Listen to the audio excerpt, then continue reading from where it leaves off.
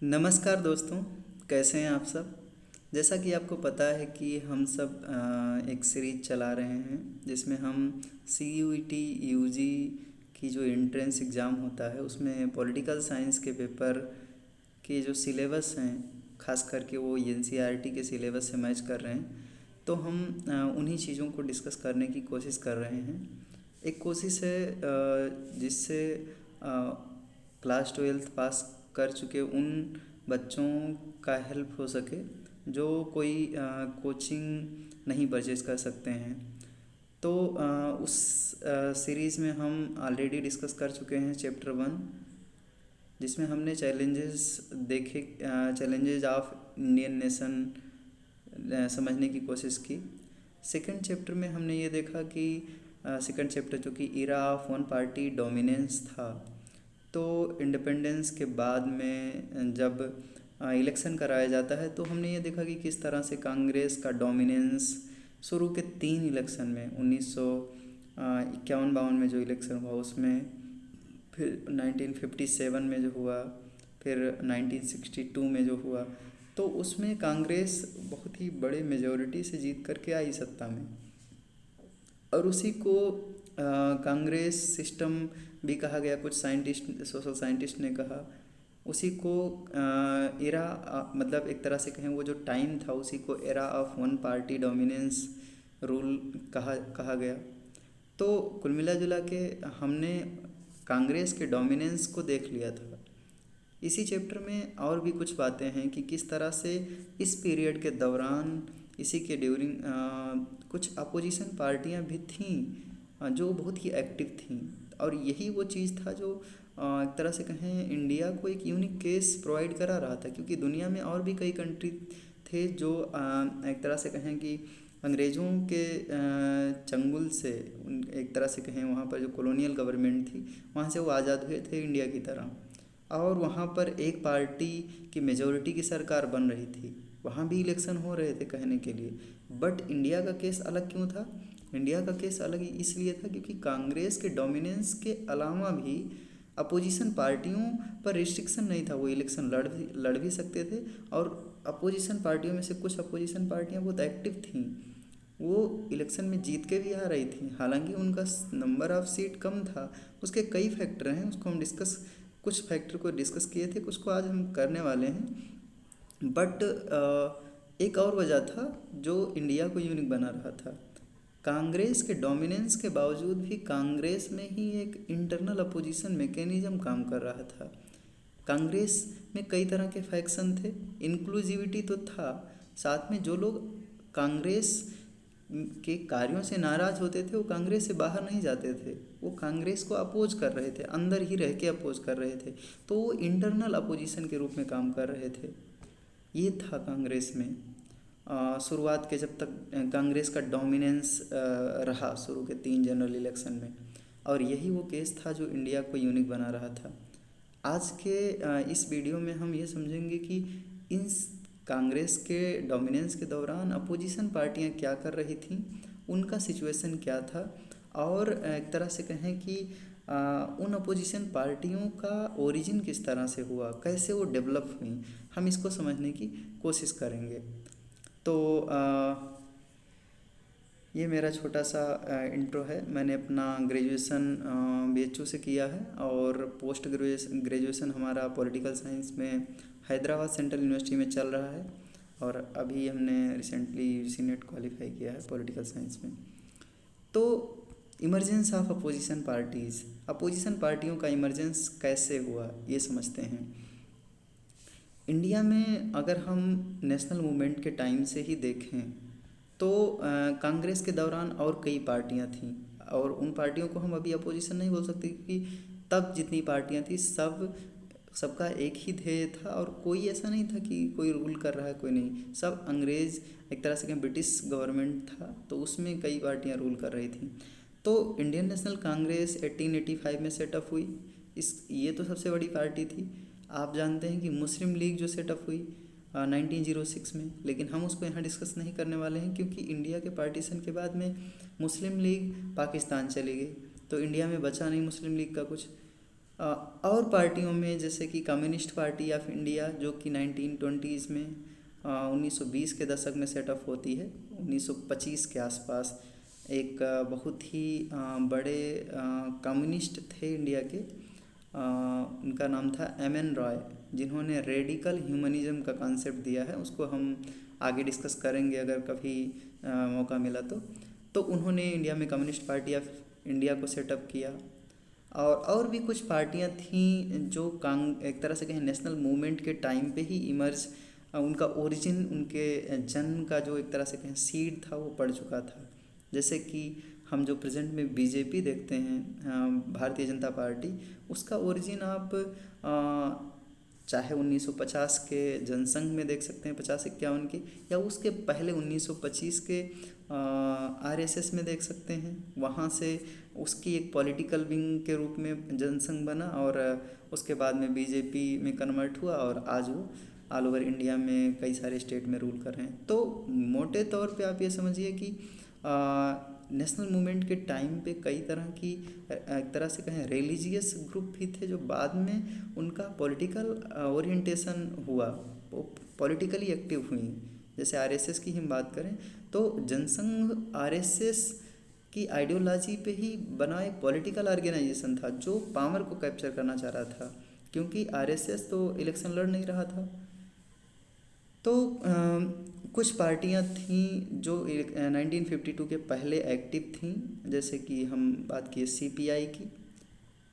CPI के हम आगे उसके बारे में और डिटेल में पढ़ेंगे कि किस तरह से 1964 में जब हमारा चाइना से बाहर होता है इंडिया का, तो एक तरह से कहें कि उस वार में ideologically communist party of India किस तरह से अपने आप को मैनेज करे, इसको लेकर के दो फैक्शन बन गए, दो ग्रुप बन गए। इसमें एक पार्टी थोड़ी लिबरल थी और मतलब एक तरह से कम्युनिस्ट पार्टी ऑफ इंडिया वैसे तो मार्क्सिज्म की और कम्युनिज्म की विचारधारा से प्रेरित है, तो इसमें एक्सट्रीमिज्म तो है। लेकिन जो सीपीआई था वो दो पार्ट में बट गया, एक तो ओरिजिनल सीपीआई रहा, एक सीपीआई-एम बन गया।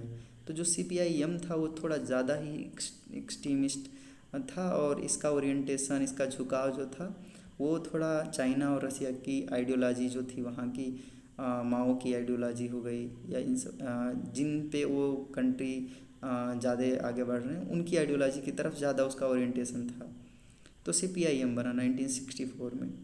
1974 में फिर से सीपीआई एक तरह से कहें सीपीआई का एक और फैक्शन बन जाता है। दूसरा बार जब होता है हम देखते हैं 1972 में पाकिस्तान के साथ और शायद चाइना के साथ भी एक बार होता है, तो उस दौरान एक और फैक्शन इनका बनता है 1974 में, CPI-ML बन जाता है, जो कि CPI-M से भी ज़्यादा एक्सट्रीमिस्ट थे। और बाद में अटल बिहारी वाजपेयी की गवर्नमेंट के टाइम पे दिसंबर 2004 में CPI-ML को बैन कर दिया जाता है, क्योंकि ये बहुत ही एक्सट्रीम आइडियोलॉजिकल बेस पे बनी हुई थी और इसीलिए इसको टेररिस्ट ऑर्गेनाइजेशन मान करके इसको एक तरह से कहें unlawful activities prevention amendment act जो 2004 में पास करा गया, उसी के तहत इसको बैन कर दिया गया। इसके अलावा हम जैसे कि बताए कि भारतीय जनसंघ जो था 1951 में बना, या भारतीय लोकदल, तो लोकदल तो बाद में बना, भारतीय लोकदल 1974 में। प्रजा सोशलिस्ट पार्टी 1952 में जो बना। तो कांग्रेस के ही कुछ लीडर थे जो पहले एक तरह से कहें इंडियन नेशनल कांग्रेस में थे, वही आगे चल करके इसको एक तरह से कहें प्रजा सोशलिस्ट पार्टी भी बनाते हैं। तो मेनली तीन बड़ी पार्टियों का नाम हम ले सकते हैं जो एक तरह से कहें कांग्रेस के डोमिनेंस के फेज़ में अभी जो यहाँ हम डिस्कस कर रहे हैं उसमें है। एक तो कम्युनिस्ट पार्टी ऑफ इंडिया, प्रजा सोशलिस्ट पार्टी और भारतीय जनसंघ। इसके अलावा भी है जैसे कि सी राजागोपालाचारी, जो कि आंध्र प्रदेश मद्रास जब आंध्र प्रदेश की डिमांड की मांग उठ रही थी तब वो आंध्र के सीएम थे। तो उन्होंने एक पार्टी फॉर्म किया, स्वतंत्र पार्टी। ऐसे पेरियार का नाम आपने सुना होगा, उन्होंने जस्टिस पार्टी फॉर्म किया था। तो ऐसे और कई पार्टियां थीं जो इनिशियल फेज़ में भी एक्टिव थीं उनके बारे में अगर मौका मिला तो कभी डिस्कस करेंगे। फ़िलहाल ये आपके NCERT के चैप्टर में भी नहीं है और सिलेबस में भी शायद नहीं है। लोकसभा में जैसा कि हमने देखा कि कांग्रेस के डोमिनेंस शुरुआत के 3 जनरल इलेक्शन में बने हुए थे। तो जो अपोजिशन पार्टी थी उनका बहुत ही टोकन एक तरह से कहें कि उनका रिप्रेजेंटेशन काफ़ी कम था और इसलिए कांग्रेस के डोमिनेंस के फेज़ में कांग्रेस पर जो चेक एंड बैलेंस था वो कांग्रेस के अंदर ही एक अल्टरनेटिव मैकेनिज़्म तैयार किया गया, क्योंकि जब बाहर अपोजिशन नहीं है तो अंदर ही अपोजिशन पैदा हुई कांग्रेस में, क्योंकि कांग्रेस इतने सारे फैक्शन को एक साथ लेकर के चल रही थी, इतनी सारी ग्रुप थे, अमीरों के हित की बात भी करी जा रही है, गरीबों के हित की बात भी की जा रही है, किसान फार्मर्स की बात कर रहे हैं तो साथ में ट्रेड यूनियंस ट्रेड की भी बात की जा रही है। तो कई अपोजिंग ग्रुप की बात जब कर रहे हैं तो श्योर सी बात है कि उनमें आंतरिक मतभेद होंगे और उन्हीं के तहत उन्हीं के जरिए उनमें इंटरनल अपोजिशन जनरेट होगा। वो पार्टियां जो एक तरह से कहें ये जो कांग्रेस के डोमिनेंस के फेज़ में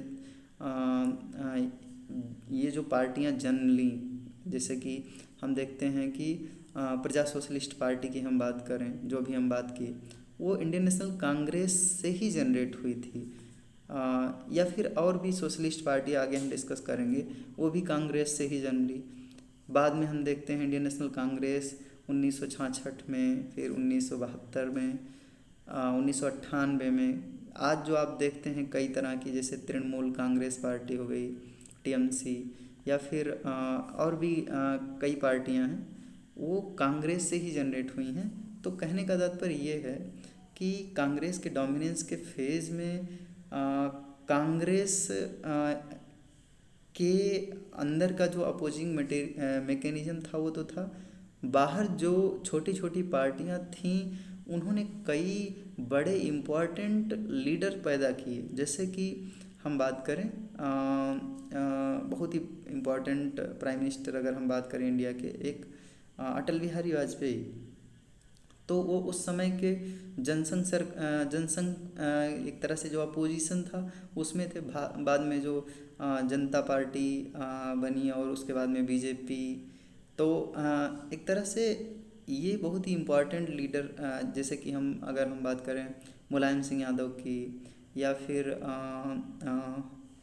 ऐसे और कई इम्पोर्टेंट लीडर हैं जो उस समय की अपोजिशन में थे। अपोजिशन में वो अपोजिशन पार्टियां बहुत एक्टिव नहीं थीं या उनका सीट बहुत ज़्यादा वो गेन नहीं कर पा रही थी, लेकिन जब बाद में वो बहुत ही इम्पोर्टेंट पद, एक तरह से कहें कई राज्यों के CM बने, कई तो एक तरह से कंट्री के PM भी बने, जैसे अटल बिहारी वाजपेयी। तो ये चीज़ें थीं। पहले जनरल इलेक्शन में कांग्रेस ने कुछ ऐसे भी मेंबर को अपने कैबिनेट में जगह दी जो उसके अपने पार्टी के नहीं थे। ये हम लास्ट वीडियो में डिस्कस कर चुके थे। अंबेडकर को जगह दिया गया, या फिर श्यामा प्रसाद मुखर्जी को जगह दिया गया जो कि भारतीय जनसंघ के थे।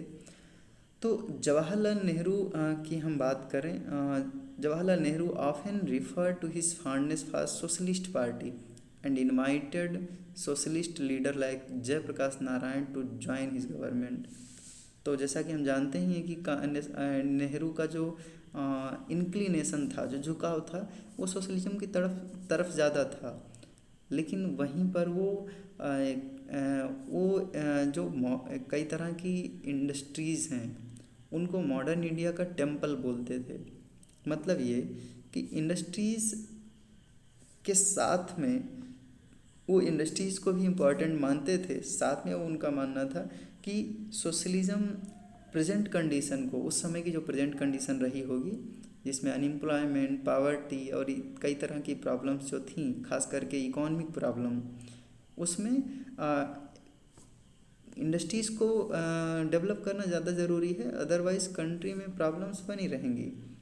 और इसीलिए वो सोशलिज़म, क्योंकि सरकार सोशलिज़म में गरीबों की मदद कर सकती है, कैपिटलिज्म में तो सब कुछ खुला छोड़ दिया जाता है, जितना शोषण कर पाए वर्कर का, इंडस्ट्रियलिस्ट वो करे, कंज्यूमर को महंगे से महंगी चीज़ें मिल रही हैं। तो तो कुल मिला जुला के मिक्स्ड इकॉनमी नेहरू इस बेसिस पे अडॉप्ट किए कि कंट्री का इकोनॉमिक डेवलपमेंट होता रहे, साथ में इंडिया के लोगों को सोशली हम कुछ चीज़ें अवेलेबल करा पाएँ ताकि ये लोग सस्टेन कर सकें, क्योंकि वो उस समय उतने सक्षम नहीं थे। तो कई तरह की पार्टियां जो कांग्रेस के डोमिनेंस के टाइम पे या कांग्रेस के पहले यानी इंडिपेंडेंस के पहले जो थी, तो प्रेजेंट में हम कई ऐसी पार्टियों को देखते हैं जो कहीं ना कहीं कांग्रेस से ही निकली हैं।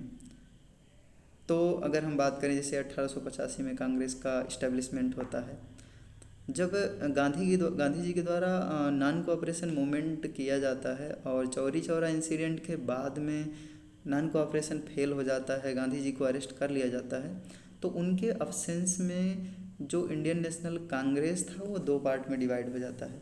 एक लोग का मानना था कि जब तक गांधी जी रिलीज होके नहीं आते हैं जेल से तब तक हमको शांति से बैठ जाना चाहिए, और वहीं दूसरे का मानना था कि हमको इलेक्शन में खड़े होकर के इलेक्शन जीत के आना चाहिए और वहाँ असेंबली में जा कर के नॉन कोऑपरेट करना चाहिए, गवर्नमेंट को के काम में इंटरफेरेंस करना चाहिए। और इसी बेसिस पे कुछ इम्पॉर्टेंट लीडर जैसे कि जवाहरलाल नेहरू के पिताजी जो कि मोतीलाल नेहरू थे उस समय के इम्पॉर्टेंट लीडर, या फिर चित्तरंजन दास थे, ऐसे और कुछ लीडर थे, उन्होंने कांग्रेस से अलग एक पार्टी बनाई, उसका नाम उन्होंने स्वराज पार्टी रखा। इनका मानना था कि असेंबली इलेक्शन में पार्टिसिपेट करना चाहिए और सरकार को मतलब एक तरह से गवर्नमेंट में जाके इंटरफेयर करके सरकार से अपने काम करवाने चाहिए, ना कि इस बात का इंतज़ार करना चाहिए कि गांधी जी जेल से बाहर आएँ उसके बाद वो बताएं कि हमको क्या करना चाहिए। 1939 में all India forward block establish किया जाता है सरदार सिंह कवीश्वर के द्वारा, जिसमें सीलभद्र यागी और बहुत ही important freedom fighter Subhash Chandra Bose भी हैं। तो सुभाष चंद्र बोस कांग्रेस के भी लीडर थे, कांग्रेस के प्रेसिडेंट भी रह चुके थे, और वो 1939 में all India forward block establish किए। तो ये भी कांग्रेस से ही ओरिजिनेटेड एक पार्टी मानी जा सकती है। और भी जो मेंबर हैं इसके इस्टेब्लिशमेंट के वो सब कांग्रेस से एसोसिएटेड थे। 1951 में किसान मजदूर प्रजा पार्टी इस्टेब्लिश किया जाता है जीवत राम कृपलानी के द्वारा। 1956 में इंडियन नेशनल डेमोक्रेटिक कांग्रेस सी राजगोपालाचारी इस्टेब्लिश करते हैं। ये वही व्यक्ति हैं जिनको हम अभी बताए कि आंध्रा के सीएम थे और इन्होंने स्वतंत्र पार्टी इस्टेब्लिश किया था। तो 1959 में स्वतंत्र पार्टी भी इस्टेब्लिश करते हैं। स्वतंत्र पार्टी इस्टेब्लिश करने में इनकी जो मदद की वो NG रंगा ने। हम ये सब क्यों बता रहे हैं? हम ये सब इसलिए बता रहे हैं क्योंकि ये वो पार्टियां हैं जिनका नाम हम ले रहे हैं, जिनके ज़्यादातर member Congress Indian national Congress के नेशनल मूवमेंट में एक तरह से कहें इंडियन नेशनल कांग्रेस में थे, और ये कांग्रेस में रहते हुए या बाद में कांग्रेस को छोड़ करके एक नई पार्टी बनाए। तो कुल मिला जुला करके हम मान सकते हैं कि इंडियन नेशनल कांग्रेस से ही ओरिजिनेट हुई हैं ये सारी पार्टियां, और चूँकि आइडियोलॉजिकली ये कांग्रेस से डिफरेंट हैं, इसीलिए कांग्रेस के अपोजिशन के रूप में, कांग्रेस के चेक एंड बैलेंस के रूप में काम कर रहे हैं। हम देखते हैं कि 1969 में जब इंदिरा गांधी CM बनती हैं तो उस वहाँ पर ऑफिशियली अगर हम बात करें तो कांग्रेस का पहला डिवीज़न वहाँ से स्टार्ट होता है, INCR एंड INC इंदिरा। तो कुछ लीडर जो उस समय के थे, के कामराज हो गए, मोरारजी देसाई हो गए, तो उन्होंने INCO को ज्वाइन किया जो कि ओरिजिनल था। इंदिरा गांधी के काम में बहुत इंटरफियर किया जा रहा था इन लोगों के द्वारा, और इसीलिए इंदिरा गांधी ने अलग पार्टी बनाई, उसका नाम इन्होंने रखा INCR। INCR को लीड किया जा रहा था इंदिरा गांधी के द्वारा, और INCO मतलब ओरिजिनल, तो उसको लीड किया जा रहा था के कामराज और मोरारजी देसाई के द्वारा। फिर से हम देखते हैं कि कांग्रेस 1978 में जब एक तरह से प्रेस इमरजेंसी के बाद में इमरजेंसी 1975 तक चलता है, इलेक्शन होता है, तो उसके बाद में ये जो इंदिरा गांधी जिस पार्टी को लीड कर रही थी वो INC यानी इंडियन नेशनल कांग्रेस इंदिरा के नाम से जाना जाता है। 1981 में इंडियन नेशनल कांग्रेस से ही शरद पवार एक दूसरी पार्टी को फॉर्म करते हैं, इंडियन नेशनल कांग्रेस सोशलिस्ट। तो ये भी कांग्रेस से ही जन्मी एक पार्टी हो गई। बाद में 1998 में ममता बनर्जी जो आज बंगाल की CM हैं, 2011 से आज तक अभी बनी हुई हैं, 1998 में वो एक पार्टी बनाती हैं।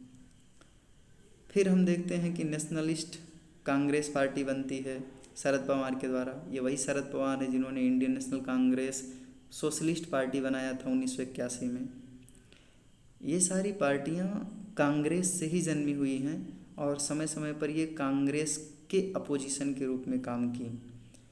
2011 में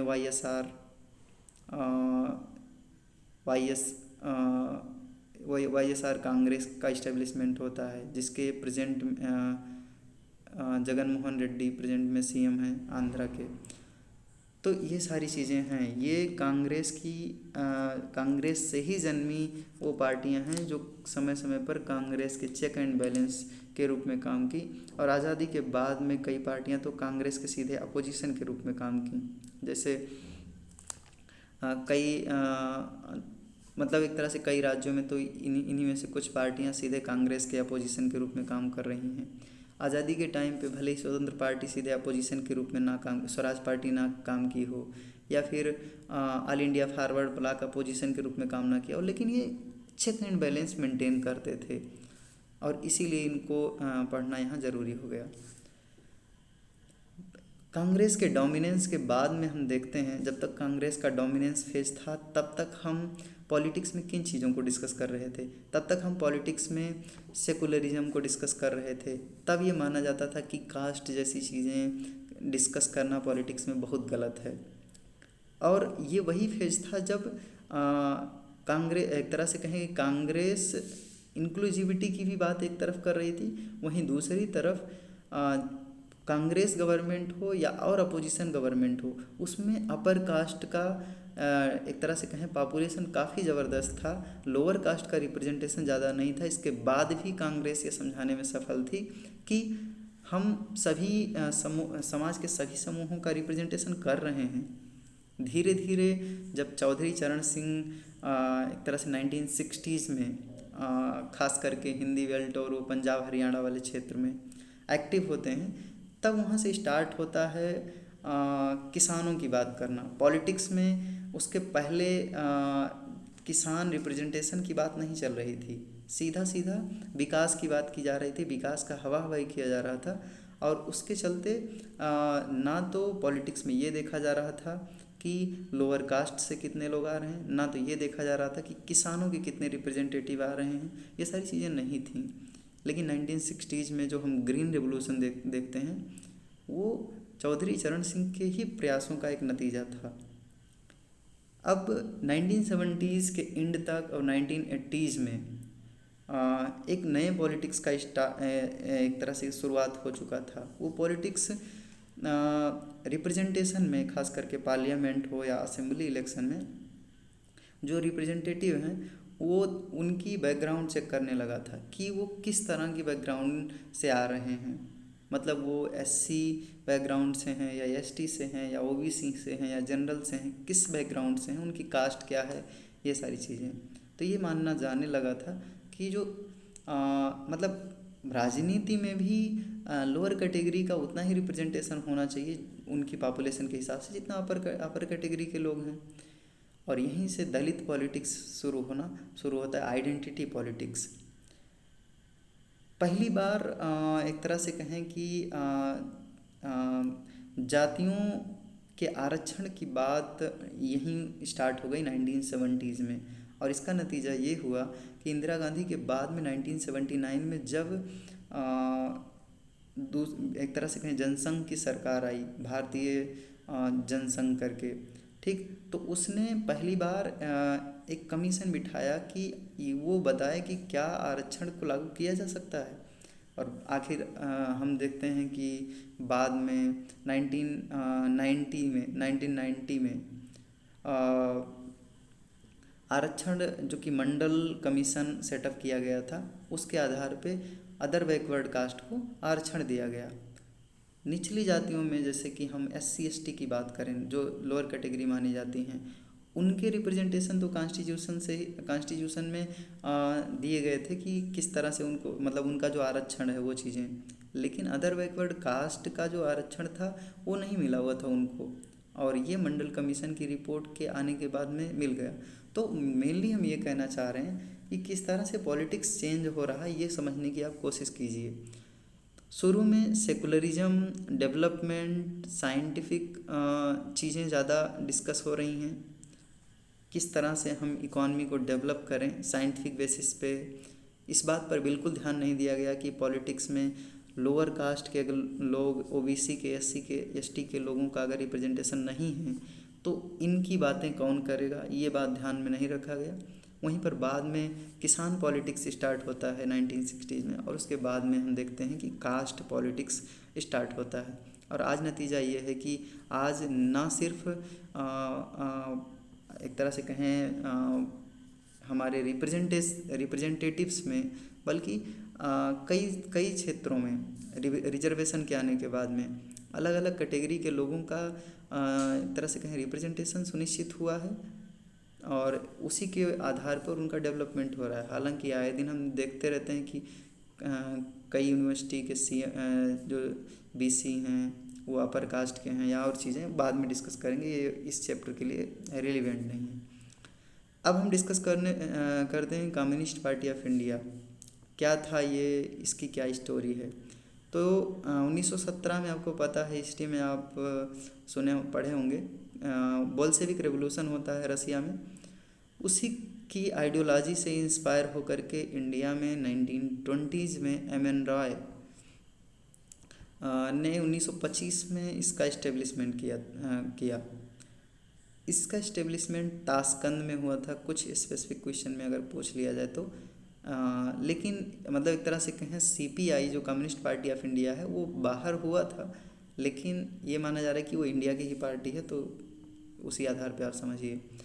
1935 तक ये कांग्रेस के ही अंदर में रह करके ऐसा माना जा रहा था कि कांग्रेस की ही एक फैक्शन है। जैसे कांग्रेस में भी एक्सट्रीमिस्ट मॉडरेट लोग हुआ करते थे, तो CPI थोड़ी एक्सट्रीमिस्ट आइडियोलॉजी की थी कि सरकार को उखाड़ के फेंक देना है, बोल्शेविक आइडियोलॉजी वाली जो बातें हैं। और तो कुछ उसी तरह की बातें हमारे इंडिया में एक्सट्रीमिस्ट लीडर जैसे कि चंद्रशेखर आज़ाद, भगत सिंह या लाला लाजपत राय, बाल गंगाधर तिलक, लाल बाल पाल के नाम से आप जिनको जानते हैं, वो लोग भी उसी तरह की चीज़ें कह रहे थे कि लड़ करके आज़ादी लेना है अंग्रेज़ों से, बंदूक के बल पे, गोली के बल पे। तो ये कांग्रेस की एक फैक्शन मानी जाती थी 1935 तक, लेकिन उसके बाद में धीरे धीरे ये अपने आप को ज़्यादा रिकॉग्नाइज करने लगी, कांग्रेस से अलग समझने लगी। 1941 में जब एक तरह से कहें वर्ल्ड वार चल रहा था और जर्मनी ने रसिया पर अटैक कर दिया, तब इस पार्टी ने, कम्युनिस्ट पार्टी ऑफ इंडिया ने, ये सुनिश्चित किया कि हम ब्रिटेन का सपोर्ट करेंगे। क्यों? वार में ब्रिटेन नाजियों के अगेंस्ट में लड़ रहा था।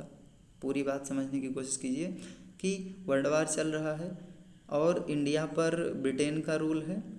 ब्रिटेन वर्ल्ड वार में जर्मनी के अगेंस्ट में लड़ रहा है और जर्मनी ने अटैक किया था रसिया पे उसी दौरान। रसिया की आइडियोलॉजी है, रसिया की ही आइडियोलॉजी से इन्फ्लुएंस है कम्युनिस्ट पार्टी ऑफ इंडिया। तो कम्युनिस्ट पार्टी ऑफ इंडिया का सिंपैथी जो रसिया की तरफ होगा वो जर्मनी के अगेंस्ट में जाएगा, और जर्मनी के अगेंस्ट में अगर जा रहा है तो वो किसको सपोर्ट करने की कोशिश करेगा? उसको जो जर्मनी के अगेंस्ट में लड़ रहा है, रसिया को या ब्रिटेन को, इनको।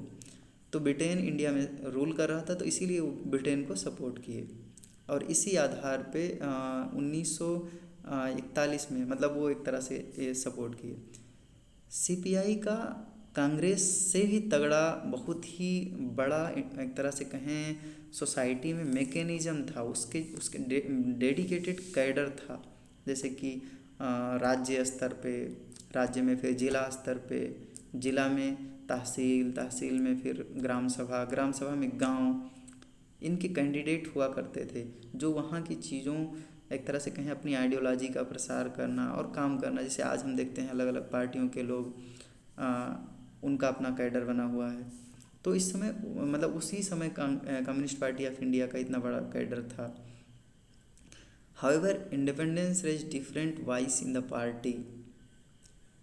कम्युनिस्ट पार्टी ऑफ इंडिया कई तरह की चीज़ों को क्वेश्चन कर रही थी इंडिपेंडेंस के बाद में। उसका क्वेश्चन था, क्या सच में इंडिया आज़ाद हो गया है? इंडिया के लोगों को अगर आप आज़ाद कह रहे हैं और उनकी स्थिति, उनका जीवन आज़ादी के पहले अंग्रेज जब थे उससे आज बदतर हो गया है, उनको अपने जीवन कैंप में बिताने पड़ रहे हैं, उनको खाने को भोजन नहीं मिल रहा है, पानी नहीं मिल रहा है, कपड़े नहीं हैं शरीर पे, तो क्या आप ये आज़ादी मानते हैं? ये आज़ादी नहीं है। तो इस तरह की क्वेश्चन वो कर रही थी। और 1957 में केरला में पहली बार ये communist party of India government बनाती है। और एक तरह से कुछ ही टाइम बाद प्रेसिडेंट रूल लगा करके इनको इसकी सरकार को बर्खास्त कर दिया जाता है। इनके इम्पोर्टेंट लीडर की बात करें तो इसमें A.K. गोपालन हैं, S.A. डांगे हैं, E.M.S. नंबूदिरीपाद जो कि बहुत इम्पोर्टेंट लीडर हैं, P.C. जोशी हैं, अजय घोष हैं, या फिर P. सुंदर राय हैं। ये लोग काफ़ी इम्पोर्टेंट लीडर हैं। इनके नाम हो सकता है अगर ऑब्जेक्टिव टाइप क्वेश्चन CVT में जो आ रहा है वहाँ पूछा जा सकता है। इसके स्प्लिट की बात करें, हम कर चुके हैं। 1964 में CPI-M बना, 1974 में CPI-ML बना, जिसको 2004 में बैन कर दिया गया। तो विक्ट्री की हम बात कर रहे थे कि 1957 में जो इलेक्शन हुआ उसमें communist party of India Kerala में पहली बार सरकार बनाती है और ये फर्स्ट अपोजिशन पार्टी थी जो किसी स्टेट में गवर्नमेंट बना पाई थी। तो पार्टी 126 में से 60 सीट जीतती है और एक दो पार्टियों के सपोर्ट से 5 इंडिपेंडेंट और पार्टियां थीं, तो एक कोलिशन गवर्नमेंट बनाती हैं। और बाद में चीज़ें चलती नहीं हैं। कांग्रेस ने लिबरेशन स्ट्रगल स्टार्ट कर दिया, क्योंकि कांग्रेस को अच्छा क्यों लगेगा, पूरे देश में उसी का राज है, तो एक पार्टी एक दूसरे स्टेट में कैसे राज कर सकती है। तो ये चीज़ें थी। प्रेसिडेंट रूल लगाया गया और कम्युनिस्ट पार्टी ऑफ इंडिया को बर्खास्त कर दिया गया। 1959 में सेंट्रल गवर्नमेंट ने कम्युनिस्ट पार्टी ऑफ इंडिया को बर्खास्त कर दिया, आर्टिकल 356, जिसको हम प्रेसिडेंट रूल समझते हैं। इमरजेंसी के 3 आर्टिकल हैं, आर्टिकल 352, 356 और 360।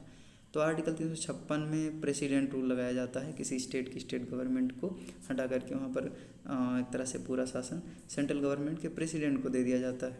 तो वहाँ पर फिर वो चीज़ें हैं। तो ये पहला ऐसा टाइम था जब किसी एक तरह से कहें सेंट्रल गवर्नमेंट के द्वारा इमरजेंसी के प्रोविज़न का मिसयूज़ किया गया था। अब थोड़ा सा तेज़ी से चलने की कोशिश करते हैं, नहीं तो वीडियो बहुत लंबा हो जाएगा।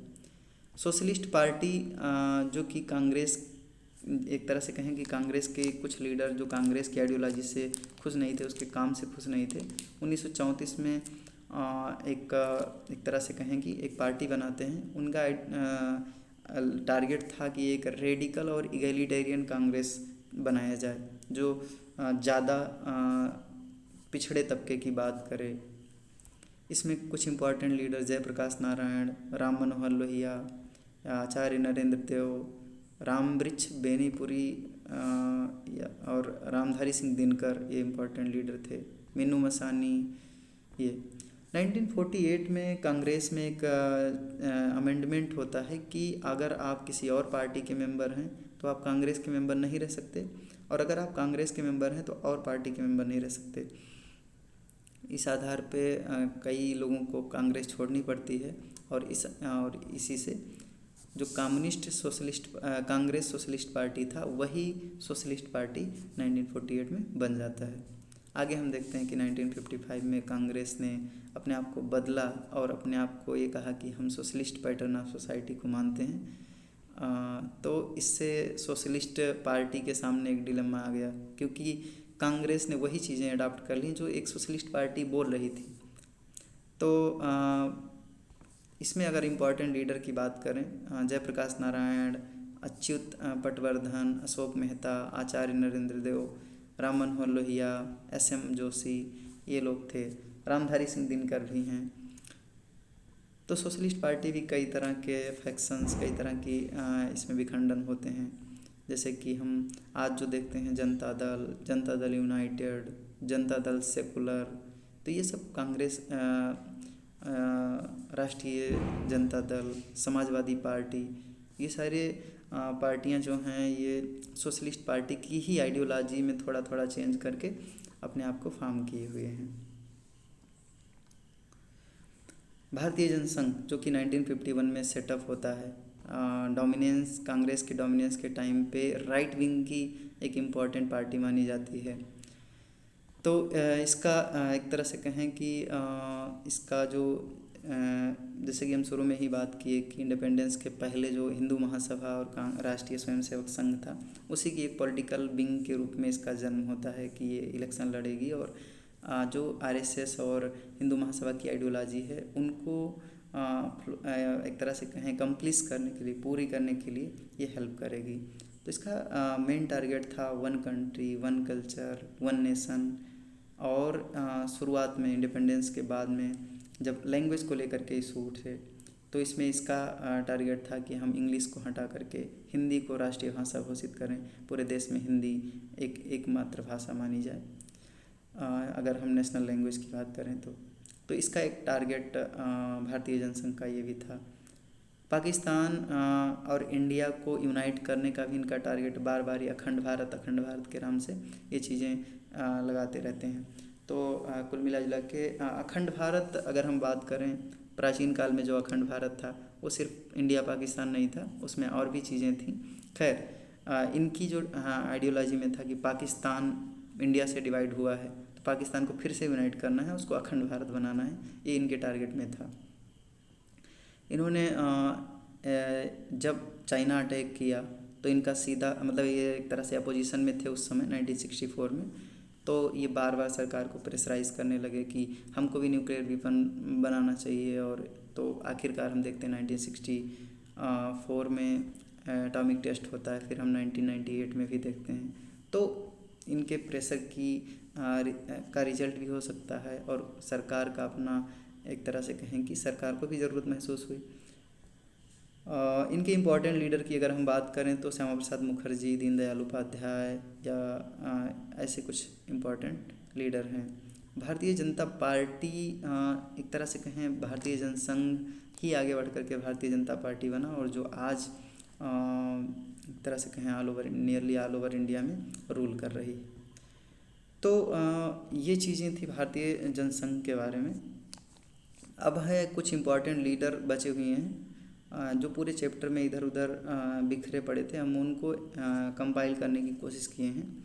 इसमें हमने कुछ चीज़ें देखी जो बहुत ही शॉकिंग हैं, जैसे कि कुछ इम्पॉर्टेंट लीडर का नाम मिसिंग है। कई ऐसे लीडर का नाम दिया गया है जिनको लोग नहीं जानते हैं उतना, जिन्होंने बहुत इम्पॉर्टेंट काम किया, वो अच्छी बात है। लेकिन इस चैप्टर में हमने देखा गांधी का नाम मिसिंग है, या अभी आप देखेंगे खुद ही नेहरू के बारे में ज़्यादा कुछ बताया नहीं गया है। हालांकि कांग्रेस के डोमिनेंस के टाइम में हम उनका रोल देखते हैं, लेकिन और भी कई चीज़ें हैं जो गवर्नमेंट मतलब उसके दौरान उससे अलग भी। खैर मौलाना अबुल कलाम आज़ाद एक नाम है इस चैप्टर में दिया गया है। इनका अबुल कलाम मोहिउद्दीन अहमद इनका और दूसरा एक तरह से ओरिजिनल नाम है। ये कांग्रेस में थे नेशनल मूवमेंट के टाइम पे या उसके बाद में भी, और इनको हिंदू मुस्लिम यूनिटी का प्रोपोनेंट माना जाता है। पार्टीशन के बाद भी ये इंडिया में ही रुके और यूनिटी की बात बार बार करते रहे कि भाईचारा बना रहे और सारी चीज़ें। कॉन्स्टिट्यूएंट असेंबली में भी ये थे और इन्होंने ये इंडिया के पहले एजुकेशन मिनिस्टर थे। इनके बारे में ये चीज़ें दी गई हैं। राजकुमारी अमृत कौर की अगर हम बात करें तो ये आइडियोलॉजिकली एक गांधीयन थी और नेशनल मूवमेंट में इन्होंने पार्टिसिपेट किया था। और ये कपूरथला जो कि पंजाब में एक रॉयल फैमिली थी, प्रिंसली स्टेट था कपूरथला स्टेट, उससे बिलोंग करती थी। इंडिपेंडेंस के बाद में इन्होंने ये क्रिश्चियन रिलीजन अडॉप्ट कर ली थी और इंडिपेंडेंस के बाद में ये हेल्थ मिनिस्टर बनाई जाती हैं इंडिपेंडेंट गवर्नमेंट की, और बाद में उसी को कंटिन्यू करती हैं 1957 तक। तो इसके अलावा बाबा साहब भीमराव अंबेडकर की बातें हैं, जिसमें एंटी कास्ट मूवमेंट को लेके अंबेडकर का नाम तो हर कोई जानता ही होगा। दलित जो एक तरह से कहें कि सप्रेस्ड क्लास है, डिप्रेस्ड क्लास है, उसके स्ट्रगल के लिए, उसको जस्टिस दिलाने के लिए, या फिर ये इन्होंने कई तरह की मैगज़ीन निकाली, कई तरह के पॉलिटिकल पार्टी सेटअप की, कई तरह की ढेर सारी किताबें लिखी। खैर, इसमें जो हमको मिला वो ये कि इन्होंने इंडिपेंडेंट लेबर पार्टी सेटअप किया, शेड्यूल्ड कास्ट फेडरेशन नाम की पार्टी भी बाद में बनाई, और इन्होंने रिपब्लिकन पार्टी ऑफ इंडिया को प्लान किया, और ये वायसराय की एग्जीक्यूटिव काउंसिल में काम भी करते थे दूसरे वर्ल्ड वार के टाइम पे, सेकेंड वर्ल्ड वार के टाइम पे। और ये नेहरू के पहले फर्स्ट जो जनरल इलेक्शन हुआ उसमें जो गवर्नमेंट बनी उसमें ये थे लॉ मिनिस्टर के रूप में। उसके बाद में कुछ इंटरनल डिफरेंसेस थी। हिंदू कोड बिल जो पास कराया जाना था, इनका पूरा प्रयास था कि हिंदू कोड बिल पास हो, हालांकि वो पास भी हुआ 3 चरण में, बट डिफरेंसेस के चलते इन्होंने रिज़ाइन कर दिया गवर्नमेंट से। और बाद में 1956 में हम देखते हैं कि चूँकि ये हिंदू रिलीजन में जो लोअर कास्ट के लिए इतनी सारी प्रॉब्लम्स हैं, उसी के चलते इन्होंने रिलीजन को, हिंदू रिलीजन को त्याग दिया, और 1956 में ये बुद्धिज़्म अडॉप्ट कर लेते हैं। इसमें इनके साथ कई सारे फॉलोअर भी थे। तो ये चीज़ें हैं इनमें। हम बहुत ज़्यादा इनके बारे में डिस्कस नहीं कर पा रहे हैं, इसके लिए मतलब अच्छा नहीं लग रहा है फैक्चुअली ही सारी चीज़ें बता पाना। इनकी अगर हम कुछ इम्पॉर्टेंट आइडियोलॉजी डिस्कस करें, इनकी किताबें बताएं, इनके कुछ काम बताएं, इनका कुछ रोल इम्पोर्टेंस बताएं तो ज़्यादा अच्छा होगा, बट उसके लिए टाइम नहीं है। 40 मिनट से ज़्यादा ऑलरेडी लेक्चर हो चुका है ये। रफ़ी अहमद किदवई जो कि कांग्रेस लीडर थे यूपी से, और 1937 में यूपी में ही मिनिस्टर बनते हैं, 1946 में भी, और बाद में गवर्नमेंट जो बनता है मिनिस्टर ऑफ कम्युनिकेशन बनते हैं। वैसे AK गोपालन हैं जो कि कम्युनिस्ट लीडर थे केरला के, और वो 1939 में communist party of India join करते हैं। और जब 1964 में CPIM बनता है, डिवीज़न के बाद में CPI में, तो ये उसमें CPIM के डेवलपमेंट के लिए काम करने लगते हैं। उसी तरह से दीनदयाल उपाध्याय जो कि फाउंडर थे, एक तरह से फुल टाइम मेंबर थे RSS के 1942 से। ये जनरल सेक्रेटरी भी थे RSS के, और बाद में उसके एक तरह से जनरल सेक्रेटरी थे भारतीय जनसंघ के, और बाद में उसके प्रेसिडेंट भी बनते हैं। और एक तरह से कहें कि इन्होंने एक इम्पॉर्टेंट कॉन्सेप्ट प्रोपोगेट किया था, उसका नाम है इंटीग्रल ह्यूमनिज़म, जिसमें ह्यूमन बीइंग को एक तरह से कहें सेंटर में रख के सारी चीज़ें सोची जाती हैं। कभी इस पर हम और डिटेल में डिस्कशन करेंगे।